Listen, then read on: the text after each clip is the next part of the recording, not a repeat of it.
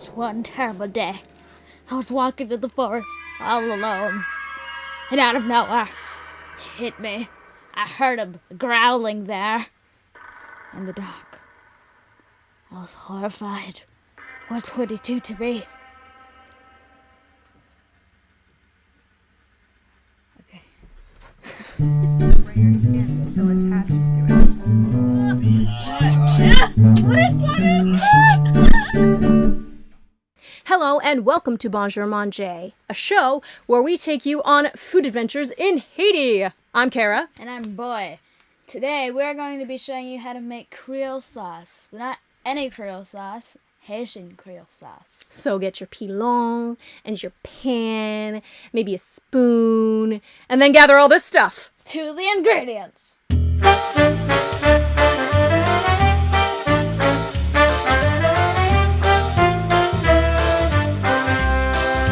Something I've noticed about a lot of these recipes that I've learned to make, it's actually a little bit difficult to get a written out 1 cup of this, a teaspoon of that recipe that we're used to in America, because food is a culture here. It's not just something you do and something you calculate. People actually get their hands in the food. They go by textures and they eyeball everything, and they taste everything constantly as they're making the food.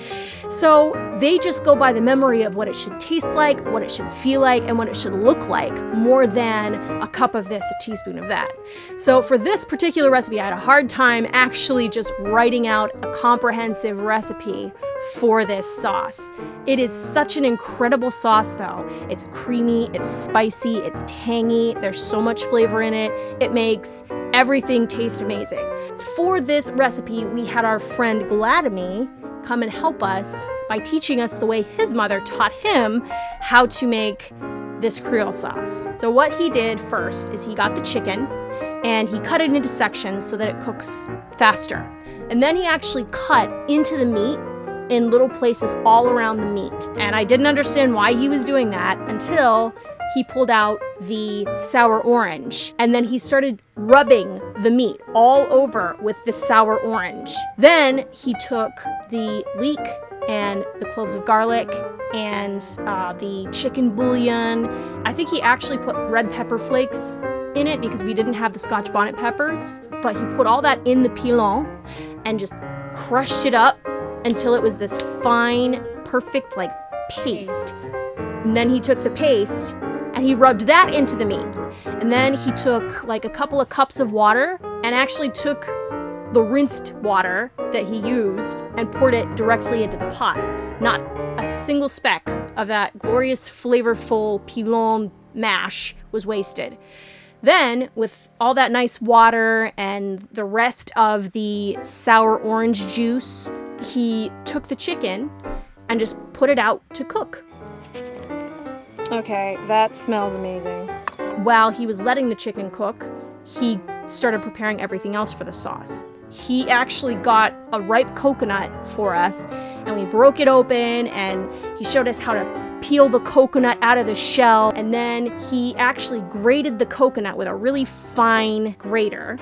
So Gladimy just told me that when he was little and his mom was making Creole sauce, she would grate it down to this little cube, and then it was just too small to grate. He would always sit next to her when she was making Creole sauce because he knew that he would get the little tiny pieces of coconut to eat. And then he actually put a couple of cups of water into this coconut mash and used a strainer and just squeezed the liquid out of the coconut. And he did this several times until he had probably about the equivalent of 1 can of coconut milk. Then he got the vegetables ready. So he just sliced up bell pepper and he sliced up the onion. Some people like to slice up their onion and put the onion on top of their food raw because onion can kind of be expensive here. I personally like to cook with the onion in the sauce. Check your chicken as you're preparing all the other stuff, and once it's done, you add your tomato paste and you stir that in, and then you add your coconut milk. You stir that up. And then you put your vegetables in and stir that up, and then you put your little sachet of fresh parsley and thyme on top of that. And usually what people do, instead of putting red pepper flakes in the pilon like we did, they will actually take the little Scotch bonnet pepper and put it in the sauce on the top with the sachet of parsley and thyme, and then they'll just let that cook, and they'll take the Scotch bonnet pepper out of the sauce when it's spicy enough for them. So constantly they're tasting everything and making sure it is correct. If you think the sauce is too thick, you can add more water. You could add chicken broth, but pretty much once you finish those steps and the vegetables are as cooked as you want them to be, your sauce is done. Hey boy. What? You remember that story I told about Gladimy and his mom when he was a little boy? Yeah. Makes me think of when I was a little kitten, getting into pickles. Did you have a mishap?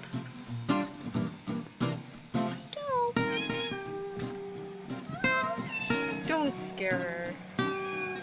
Alright, we gotta get her out.